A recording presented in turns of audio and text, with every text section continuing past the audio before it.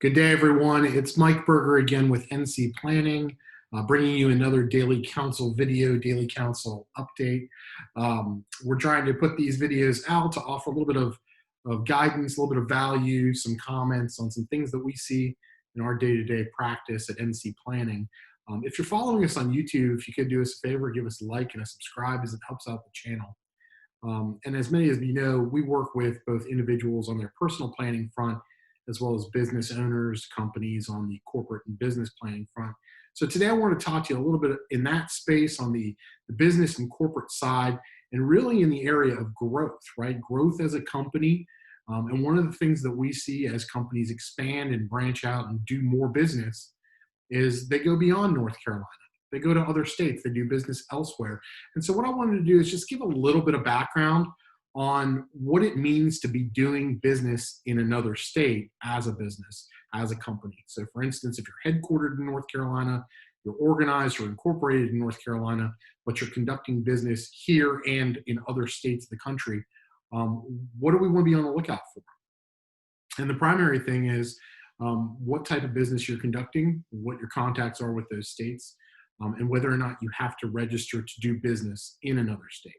So what many folks don't know is that each state has their own parameters, their own tests, their own statutes as to what constitutes qualifying to do business in that state.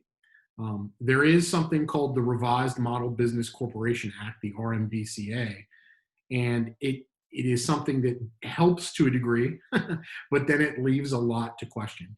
What it does is it defines doing business in the negative. And what I mean by that is it doesn't tell you necessarily this is what it means to qualify to do business in states, say Alabama or Alaska, but it says generally under this sort of model act, what does it mean or what is insufficient to qualify you to do business. So that is helpful to a degree. But then as a second layer of analysis, what really needs to happen is you need to take a look at each state you're considering and walk through their requirements, talk to the folks at their Secretary of State's office, take a look at their potential statutes and court opinions from the past to get some guidance as to how they've determined what doing business is or is qualified in the past. And generally speaking, things you want to be on the lookout for are do you have customers or clients in those states? Are you providing goods or services in those states? Do you have some sufficient level of contact with that state? Do you maintain a presence there? Do you regularly travel there? Do you have an office there?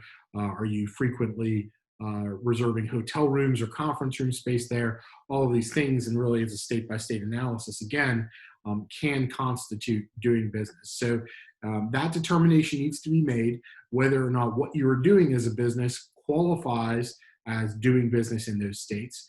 And then from there, again, a state-by-state procedure on actually filing, registering as a foreign entity qualified to do business in that state.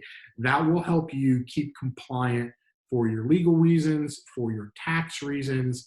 Again, working with legal team, working with CPA to make sure all those items are buttoned up. But again, preserving the integrity of the liability shield around the company. And we've talked about that before. And for those who don't know, again, whenever you create a company, you're trying in part to separate your personal life from your business life. And you want to make sure that the company, that liability shield that it creates, whether it's a corporation or a limited liability company, is intact and is not disrupted by a failure to be in compliance with your domicile or your home state's requirements, as well as those other states where you might be doing business. So that's just kind of a high level overview, a little bit of the thought process behind what it qualifies or what it means to qualify to do business in other states. Hope you found this informative, and stay safe, and we'll talk with you again soon.